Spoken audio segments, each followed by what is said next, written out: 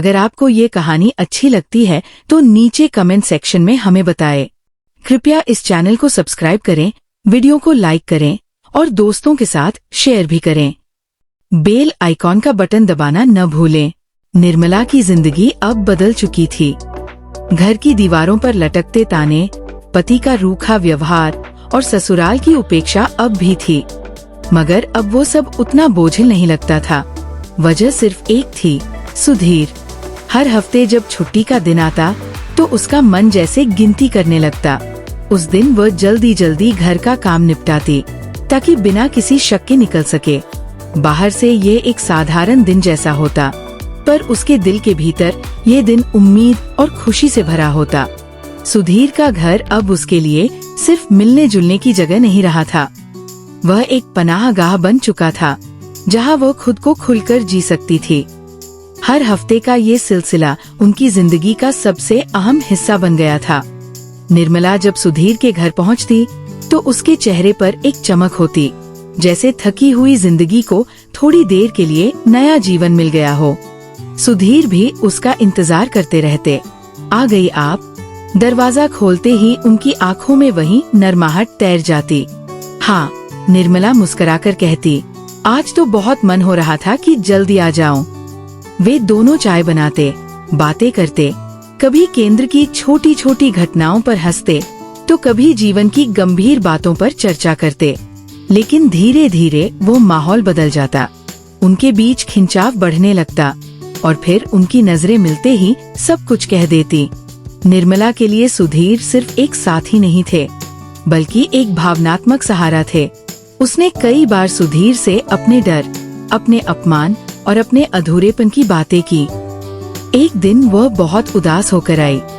बोली, सुधीर जी, कभी कभी लगता है कि जिंदगी ने मेरे साथ बहुत नाइंसाफी की है। सब मुझे दोष देते हैं। पति भी मुझसे ऐसे पेश आते हैं जैसे मैं कोई बोझ हूँ। सुधीर ने उसके आंसू पोंछते हुए कहा, निर्मला, आपकी गलती सिर्फ इतनी है कि आप बहुत सहनशील हैं, लेकिन आपको जानना होगा कि आप किसी से कम नहीं हैं। आप में कोई कमी नहीं, बल्कि आप तो बेहद मजबूत है। निर्मला ने उनकी आंखों में देखा, वहाँ सच्चाई थी। पहली बार किसी ने उसे दोषी नहीं ठहराया था, बल्कि उसकी ताकत को पहचाना था। वह सुधीर की बाहों में समा गई और बोली, आपके बिना मैं शायद टूट जाती। बातों बातों में कब उनकी सांसें तेज हो जाती, कब उनके हाथ एक दूसरे के हाथों को थाम लेते, इसका उन्हें खुद पता नहीं चलता।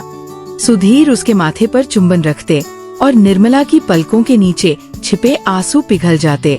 धीरे धीरे वे फिर से एक दूसरे में खो जाते। उस पल में कोई झिझक नहीं होती, कोई अपराध बोध नहीं, सिर्फ एक गहरी चाह और अपनापन। सुधीर के स्पर्श में वो कोमलता थी जो निर्मला ने कभी महसूस नहीं की थी। उसका हर चुंबन, हर आलिंगन जैसे कहता, तुम अकेली नहीं हो। निर्मला भी पूरी तरह खुल जाती। उसके भीतर बरसों से दबा प्यार, स्नेह और स्त्रीत्व उमड़ पड़ता। सुधीर जब उसे अपनी बाहों में भरते तो उसे लगता मानो दुनिया की सारी उदासी कहीं दूर चली गई हो। उनका मिलन सिर्फ शारीरिक नहीं था, बल्कि आत्माओं का संवाद था। निर्मला को महसूस होता कि अब वो अधूरी नहीं रही। ये सिलसिला हफ्तों तक चलता रहा। हर हफ्ते छुट्टी का दिन आता और दोनों फिर से उसी अपनापन में खो जाते। कभी तो वह सुधीर के घर पहुंचते ही मुस्कुराकर कहती, आज तो मैं ठान कर आई हूँ कि आपको छोड़ूंगी ही नहीं। सुधीर हंसते हुए उसे बाहों में भर लेते और मुझे भी किसी और की जरूरत नहीं। फिर घंटों तक वे एक दूसरे के आलिंगन में डूबे रहते। कभी धीरे धीरे एक दूसरे की सांसें सुनते, कभी हंसते, कभी गंभीर बातें करते और फिर उसी आत्मीय मिलन में खो जाते। सिर्फ अंतरंग पलों में ही नहीं, बल्कि रोजमर्रा की छोटी छोटी बातों में भी सुधीर का अपनापन झलकता। वह निर्मला से पूछते, तुम्हें कौन सा रंग सबसे अच्छा लगता है? तुम्हें कौन सा खाना पसंद है? तुम्हें जब तकलीफ होती है तब सबसे पहले क्या चाहती हो? निर्मला को लगता कि किसी ने पहली बार उसकी पसंद नापसंद पूछी है। घर में तो उसकी राय की कोई अहमियत ही नहीं थी। एक दिन सुधीर ने हंसते हुए कहा, निर्मला, अगर तुम मेरे घर की मालकिन होती तो शायद ये घर और भी सुंदर होता। निर्मला का चेहरा लाल हो गया। उसने मुस्कुराकर उनकी ओर देखा और कहा, घर तो वही सुंदर होता है जहाँ अपना हो, और आपके साथ तो मुझे सब अपना लगता है। धीरे धीरे निर्मला के व्यक्तित्व में बदलाव आने लगा। अब वो उतनी टूटी हुई, घबराई हुई और बोझिल नहीं दिखती थी। उसके चेहरे पर आत्मविश्वास की झलक आने लगी। सहेलियां भी हैरान होती। अरे निर्मला, आजकल तो तुम बहुत चमक रही हो, रहस्य क्या है? निर्मला बस मुस्कुराकर रह जाती। वह जानती थी कि इस रहस्य का नाम सुधीर है, वही व्यक्ति जिसने उसके टूटे हुए दिल को फिर से जोड़ दिया। हर हफ्ते के मिलन में वे सिर्फ तन से नहीं, मन से भी और गहराते जाते। निर्मला कई बार सुधीर की गोद में सिर रखकर लंबे समय तक आंखें मूंद लेती। उसके लिए यह पल किसी सपना जैसा था, जहाँ कोई उसे डांटता नहीं, ताने नहीं मारता, बल्कि सिर सहलाकर कहता, तुम मेरी हो। फिर धीरे धीरे उनकी सांसें तेज होने लगती। सुधीर उसके कानों में फुसफुसाते, तुम्हें पता है, जब तुम मुस्कुराती हो तो मैं सब कुछ भूल जाता हूँ। निर्मला शर्मा जाती, पर उसका दिल खिल उठता। फिर वे दोनों उस अपनापन में डूब जाते, जो सिर्फ प्रेम का, समर्पण का और चाहत का होता। अब निर्मला को जिंदगी से शिकायत कम होने लगी थी। हाँ, उसका पति अब भी रूखा था, ससुराल अब भी कठोर था, लेकिन सुधीर की मौजूदगी ने उसे मजबूत बना दिया था। उसे लगता था, अगर मैं हर हफ्ते एक दिन भी सुधीर की बाहों में रह पाती हूँ, तो पूरे हफ्ते का बोझ सहन कर सकती हूँ। सुधीर ने सिर्फ उसके तन को नहीं, बल्कि उसके मन को भी अपनाया था। वह उसकी कमजोरी नहीं, उसकी ताकत बन गए थे। निर्मला की जिंदगी अब पूरी तरह बदल चुकी थी। कभी जो वह दिन रात तानों, आंसुओं और अकेलेपन में डूबी रहती थी, आज उसका मन हर सप्ताह आने वाली उस मुलाकात के ख्याल से खिल उठता था। सहकारी केंद्र की सिलाई मशीन की खटखट में भी उसे सुधीर की हंसी सुनाई देने लगती, और घर के कामकाज के बीच भी उसके ख्यालों में वही मुस्कान, वही गर्माहट दौड़ जाती थी। अब ये सिलसिला 1 या 2 मुलाकातों तक सीमित नहीं था। लगभग हर हफ्ते छुट्टी के दिन, कभी सुबह, कभी दोपहर, वो सुधीर के घर पहुंच जाती। बाहर की दुनिया के लिए ये बस एक मुलाकात थी, मगर निर्मला के लिए यह उसकी जिंदगी की असली धड़कन बन चुकी थी। सुधीर भी उसे देखकर भीतर से चमक उठते। उनकी आंखों में हमेशा एक अपनापन झलकता था, मानो वो कहते हों, तुम्हें जितना दर्द झेलना पड़ा है, उसका हर लम्हा मैं अपने प्यार से भर दूंगा। उस दिन जब निर्मला सुधीर के घर पहुंची, तो बाहर हल्की बारिश हो रही थी। खिड़की से छनकर आती ठंडी हवा कमरे में भीनी भीनी नमी भर रही थी। निर्मला ने भीगने से बचने के लिए हल्का सा दुपट्टा सिर पर डाल रखा था। जैसे ही उसने दहलीज पार की, सुधीर ने दरवाजा बंद किया और बिना कुछ कहे उसके हाथ थाम लिए। निर्मला ने झिझकते हुए कहा, आज बारिश ने तो मन ही भीगा दिया है। सुधीर मुस्कुराए, और तुम्हें देखकर लगता है कि बारिश की असली फुहार तो यही आ गई है। निर्मला शर्मा गई। उसकी पलकों पर बूंदें चिपकी हुई थी। सुधीर ने उन बूंदों को अपने अंगूठे से पोंछा और धीरे से उसका चेहरा अपनी हथेलियों में ले लिया। ये छुअन निर्मला के लिए अब अनजानी नहीं रही थी, मगर हर बार उसे एक नया एहसास देती थी। थोड़ी ही देर में दोनों पास आए और होठों ने एक दूसरे को ढूंढ लिया। निर्मला की सांसें तेज हो गईं। सुधीर ने उसे अपनी बाहों में भरकर धीरे धीरे कमरे के भीतर ले जाया। बारिश की बूंदें खिड़की पर थपथपा रही थी और अंदर उनके दिलों की धड़कनें एक दूसरे से टकरा रही थी। निर्मला ने खुद को रोकना नहीं चाहा। उसने सुधीर के सीने से चेहरा सटा दिया। उस गर्माहट में उसे एक घर, एक ठिकाना महसूस होता था। सुधीर ने उसके गीले बालों को सहलाया, फिर गर्दन पर हल्के हल्के चुंबन रखे। हल्की मुस्कान के साथ उन्होंने उसके गालों पर कोमल चुंबन दिए, फिर माथे पर लंबा चुंबन रखा।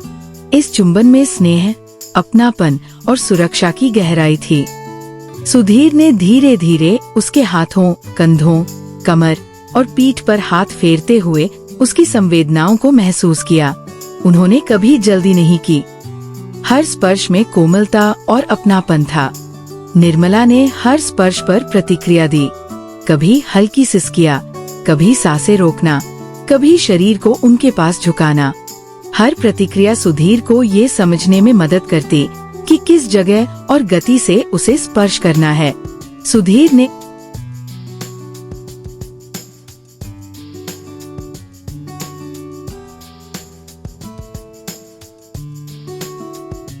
सांसों की गहराई और धड़कनों की थरथराहट, हर चीज उन्हें और करीब खींच रही थी। निर्मला ने धीरे से कहा, सुधीर जी, आज मुझे मत रोकिए। मुझे वो सब महसूस करना है जो अब तक सिर्फ सपनों में था। सुधीर ने उसकी आंखों में देखा। वहाँ झिझक नहीं थी, सिर्फ प्यास और अपनापन था। उन्होंने बिना शब्दों के हामी भरी और उसे अपने आलिंगन में समेट लिया। निर्मला की देह अब बारिश की धरती जैसी थी, सोंधी, भीगी और जीवन से भरी। वह पूरी तरह सुधीर में डूब गई। उनके बीच की दूरी अब मिट चुकी थी। वे एक दूसरे में ऐसे लिपटे जैसे दो नदियां संगम पर मिलती है। निर्मला की सांसें तेज और भारी हो रही थी, सुधीर के सीने से टकराकर लौटती थी। क्षण क्षण उनका मिलन और गहरा होता गया। चुंबनों की बरसात, स्पर्श की आग और आलिंगन की थिरकन ने उस रात को एक पवित्र उत्सव बना दिया। निर्मला के लिए ये केवल शारीरिक मिलन नहीं था, ये उसकी आत्मा की प्यास का तृप्त होना था। उसने महसूस किया कि उसके भीतर जीवन की कोई नई लहर जन्म ले रही है। तुम्हें पाकर लगता है मैं पूरी हो गई हूँ, निर्मला ने फुसफुसाया। सुधीर ने उसके माथे पर होंठ रखकर कहा, और मुझे लगता है मैंने तुम्हें पाकर जीवन पाया है। घंटों तक वे एक दूसरे के आलिंगन में खोए रहे। कभी आंखों से बातें होती, कभी होठों से, कभी सिर्फ खामोश धड़कनों से। बाहर बारिश थम चुकी थी, लेकिन कमरे में उनकी चाहत की बूंदें अब भी झर रही थी। सुबह की हल्की रोशनी खिड़की से अंदर आई तो निर्मला सुधीर की बाहों में ही सिमटी हुई थी। उसकी आंखों में नमी थी, लेकिन वह नमी खुशी की थी।